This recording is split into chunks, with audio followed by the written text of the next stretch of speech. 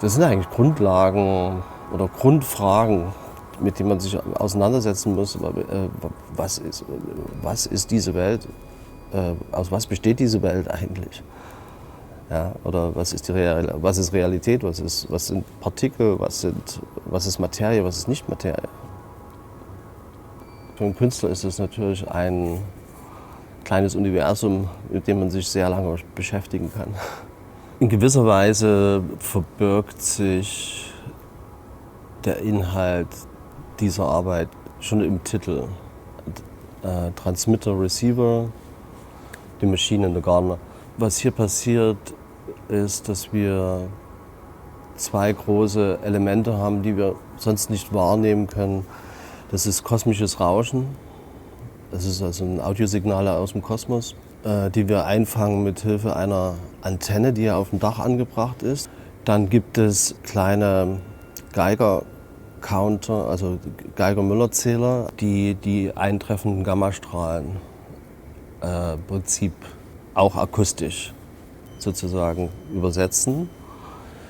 Die sind hier im Raum und diese 6 empfangen überwiegend Radioaktivität oder Gammastrahlen aus dem Weltall auch. Diese Strahlung sind sozusagen die alles bestimmen hier in diesem Raum. Die bestimmen sowohl die Lichtverhältnisse als die Audioverhältnisse. Das ist ein Teil dieser Arbeiten, überrascht mich natürlich auch selbst. Ja, weil ich entwerfe im Prinzip eine Art von Programm, was läuft. Kann bestimmte Parameter vielleicht noch sozusagen limitieren, was passieren wird, was nicht passieren wird. Aber was dann wirklich im Detail passiert, da muss ich sozusagen, wenn ich den Zufall unbedingt möchte, muss ich den auch gewähren lassen. Weil die Art und Weise, wie die hier eintreffen, ist wirklich zufällig. Und das ist eines der großen Träume der Wissenschaft natürlich, den Zufall zu kontrollieren, beziehungsweise zu wissen, was Zufall ist oder wie Zufälle berechnet werden können. Und wir können das nicht. Das heißt, wenn ich hier dem Zufall etwas überlassen will, muss ich mich auf ein Medium stützen, was wirklich zufällig ist. Also ich kann kein Computerprogramm das rechnen lassen, weil es ist sozusagen so eine Art Pseudo-Zufall, was da entsteht. Also beziehe ich mich eigentlich sozusagen auf eine ganz große makroskopische Struktur, was natürlich gleichzeitig auch einen Perspektivwechsel verlangt, dass wir sozusagen uns als wahnsinniger kleiner Planet in so einem Universum auf einmal sehen, obwohl wir jetzt gerade hier in diesem Raum uns so verorten und wahrscheinlich nicht diese Beziehung zum Universum permanent spüren oder sowas. Aber dieses makroskopische, mikroskopische, diese Wechselwirkung, die ist für mich in meinen Arbeiten immer schon sehr spannend gewesen.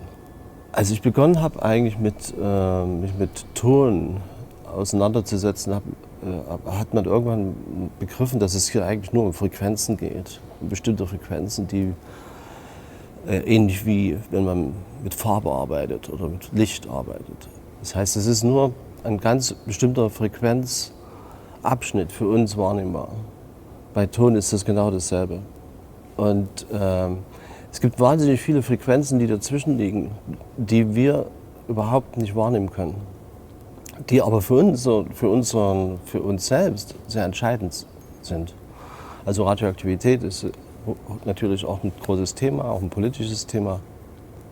Diese Computer haben in gewisser Weise auch ein Eigenleben. Also wir sprechen immer von the ghost in the machine, also von den Geistern in der Maschine. Ein Teil der Inspiration von den Arbeiten kam eigentlich aus diesen Fehlern, die diese Maschinen tun.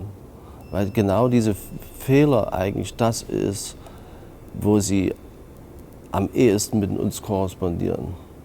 Wenn sie nur das mechanisch ausführen, was sie am besten können oder was sie tun sollen, sind es ja nur mehr oder weniger initiierte Kettenreaktionen, die auch schon vorgedacht waren.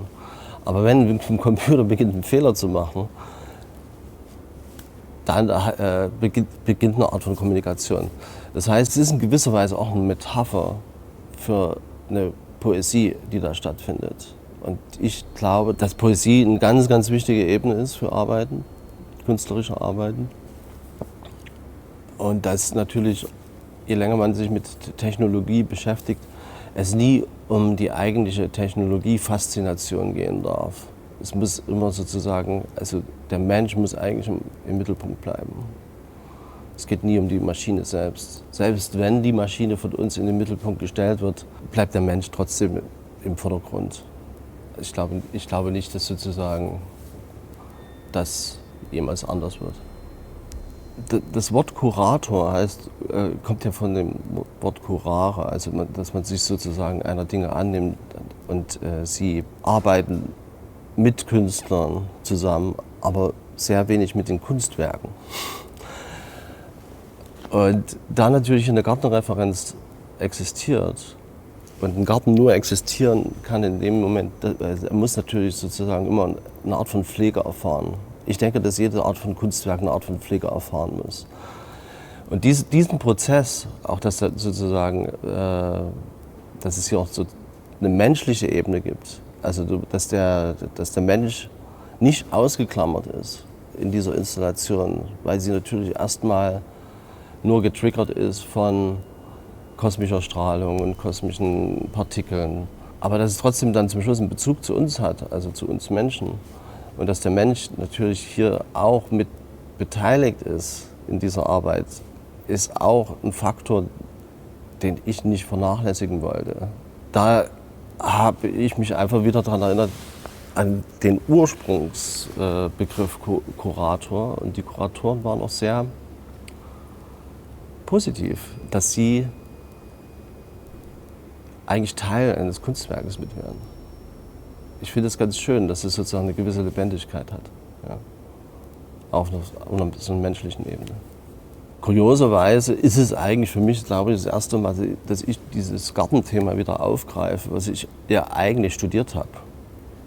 Eigentlich mit dieser Arbeit baue ich eigentlich das erste Mal eine klare Referenz wieder zu den Gärten. Also eine ganz sichtbare Referenz. Es gab viele Arbeiten davor, die immer sich gerne darauf bezogen haben, ob das jetzt Ryoanji war, der Garten in Kyoto, wo ich viele Soundstücke dazu gemacht habe, oder auch mal kleinere Installationen in Japan. Das hat sich aber nie so stark manifestiert wie bei dieser Arbeit. Diese Arbeit ist eigentlich entstanden speziell für dieses Haus und für diese Konstellation, in der ich jetzt momentan hier ausstelle. Das heißt, für mich ist es sehr wichtig, dass die Fujiko Nakaya hier im Haus gezeigt wird. Andrea Lisoni hatte mich damals explizit natürlich angesprochen, weil wir eine enge Verbindung miteinander haben. Es gibt eine andere Arbeit, die ich, bevor ich sie kennengelernt hatte, zu ihrem Vater gemacht habe, der über Schneekristalle geforscht hat. Snow Noise hieß diese Arbeit. Und bei meinen ersten Konzerten in Japan habe ich zufällig Fujiko kennengelernt, ohne aber zu wissen, dass sie die Tochter von ihm ist. Gleichzeitig an dem Abend habe ich auch diese Künstlergruppe um Dump-Type, also Ryoji Ikeda, Shioro Takatani und auch noch Ruichi Sakamoto kennengelernt, mit dem ich ja sozusagen Jahrzehnte, jetzt mittlerweile über 2 Jahrzehnte lange Zusammenarbeit gemacht habe. Und das, was natürlich auch in dieser Zusammenarbeit von der Filmmusik The Revenant im Filmischen kristallisiert hat.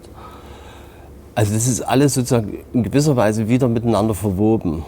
Ich glaube, das war der Hintergrund auch von Andrea, mich hier einzuladen.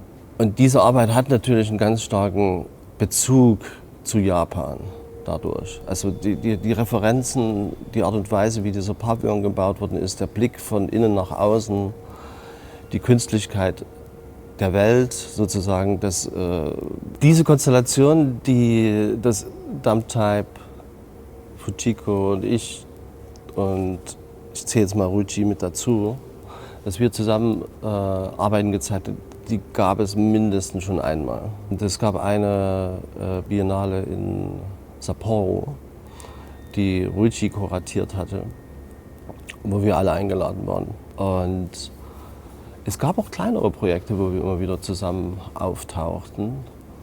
Mir fällt es schwer, sozusagen, das in den Ausstellungssituationen mir in Erinnerung zu rufen, aber weil wir sind sehr eng befreundet. Also gefühlt waren wir öfters schon zusammen in Räumen, sage ich jetzt mal so, ohne dass jetzt das vielleicht eine Ausstellung war. Ja. Ich glaube, eine Kollaboration beginnt richtig Sinn zu machen, wenn sowohl der eine Künstler als auch der andere Künstler beginnt Dinge zu tun, die er vorher vielleicht nicht alleine hätte tun können.